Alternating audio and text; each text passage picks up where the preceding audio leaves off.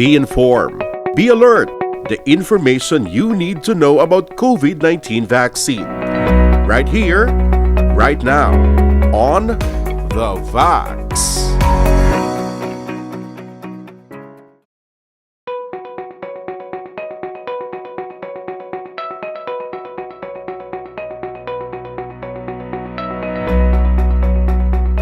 For example, may sa mRNA sa Moderna kag sang Pfizer, ang mRNA na sa carry na siya sang isa ka specific nga proteina sang virus nga naga-trigger sang aton immune response. Kumbaga, amo na siya ang ma-identify sang lawas naton para mag-produce kita sang ginatawag nga antibodies. Ang antibodies actually are soldado sa lawas naton nga nagapatay sang virus once magsulod ang virus sa lawas naton.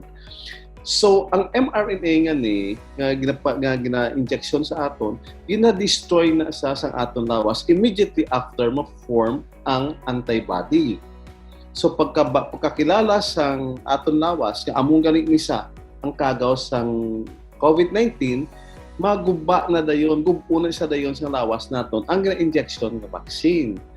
Considered na siya as foreign protein sang lawas naton. So, basta foreign protein, ito yung haon gina sa lawas naton nga get rid. So gina-get rid na immediately sa lawas naton. Bisan ang iban nga vaccine na kiya sang AstraZeneca, wherein nagagamit kita sang isa pagit kakagaw nga adenovirus nga safe man siya nga why siya cause illness sa human body.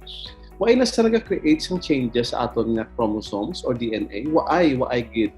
So hindi kita magkahadlok na may matabo sa aton as a result of vaccination process. Remember nga aring vaccination program has gone through phase 1, phase 2, phase 3 nga trial.